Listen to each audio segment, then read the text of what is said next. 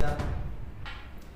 काल झालेल्या जिल्हा मध्यवर्ती बँकेच्या निवडणुकीत नवनिर्वाचित सदस्यांना माझ्या शुभेच्छा.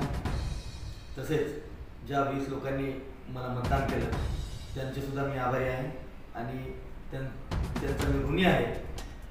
तसेच माझ्यासोबत राहिलेले काही लोकांनी ऐनवेळीस माझ्यासोबत त्यांच्या मताचं मूल्यमापन करून मताचा भाव वाढवून घेतला,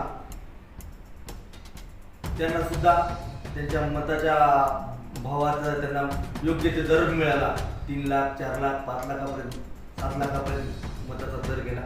त्यांना सुद्धा ते शुभेच्छा. आणि हा जो विजय आहे हा जनशक्तीचा नसून हा धनशक्तीचा आहे. हे प्रत्येक जनतेला, सर्वसामान्य जनतेला कळायला आहे. आणि ही जी निवडणूक होती ही मोजक्या मताची निवडणूक होती, ही सर्वसामान्याची निवडणूक नव्हती. तुम्ही वारंवार मी कसं या निवडणुकीपासून रोखता येईल मला त्यासाठी वारंवार प्रयत्न करण्यात आले. सुरुवातीपासून जेव्हा माझ्या संस्थेची मी जी काही अनिश्चित तपावत रक्कम ती सुद्धा भरून घेत नव्हते.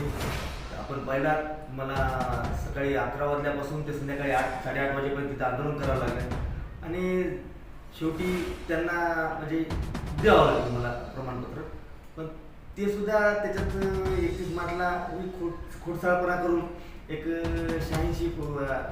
80 पैसे थकबाकी टाकून खूप प्रकारे त्यांनी त्रास द्यायचा प्रयत्न केला. पण मी या त्रासाला भिवून त्यांना राहणारा व्यक्ती नाही. मी 100% त्याच्या उत्तराला उत्तर देणारा आहे. आंदोलन करण्यामागचा उद्देश काय?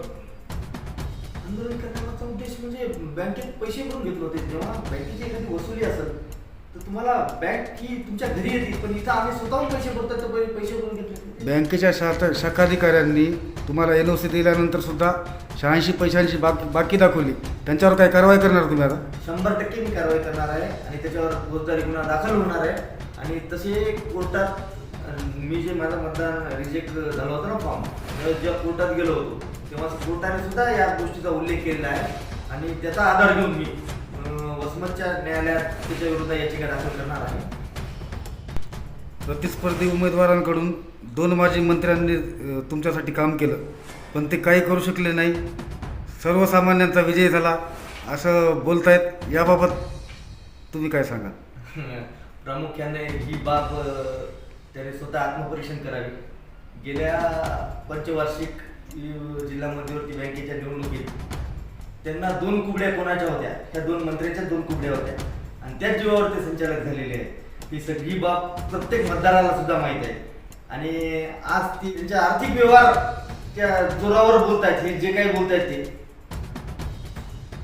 माजी मंत्री जयप्रकाश दांडेगावकर व आतिश दांडेगावकर या पिता पुत्रांनी तुमच्या पाठीत खंजीर खुपसलाय, तुम्हाला धोका दिला अशी चर्चा केली जाते. याबाबत काय सांगा? नाही, ही चर्चा विरोधकांकडूनच होतीये.